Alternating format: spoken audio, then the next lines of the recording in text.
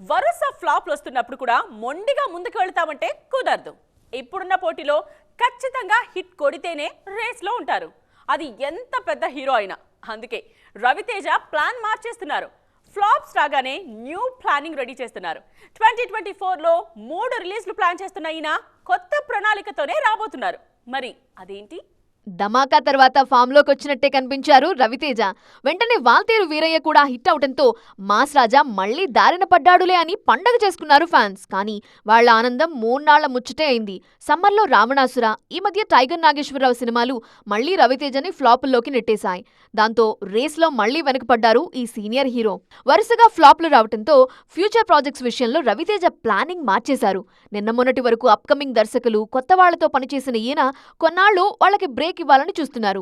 Eagle తర్వాత అంతా seniors తోనే వర్క్ చేయాలని చూస్తున్నారు మాస్ రాజా.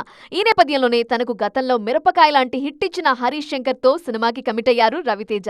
నిజానికి గోపీచంద్ మల్లేనితో ఓ సినిమా ప్లాన్ చేసినా అది వర్కౌట్ అవ్వలేదు.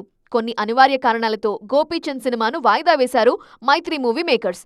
ఈ స్థానంలోనే హరీష్ శంకర్ వచ్చారు. ప్రస్తుతం సీనియర్ దర్శకుల వైపు చూస్తున్నారు మాస్ రాజా.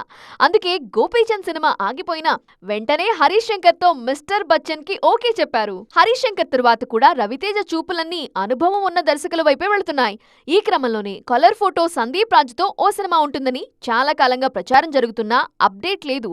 మరోవైపు జాతిరత్నాలు ఫేమ్ అనుదీప్ తో ఓ సినిమా కమిట్ అయ్యారు మాస్ రాజా. మొత్తానికి మాస్ రాజా ప్లానింగ్ ఎంతవరకు వర్కౌట్ అవుతుందో చూడాలి.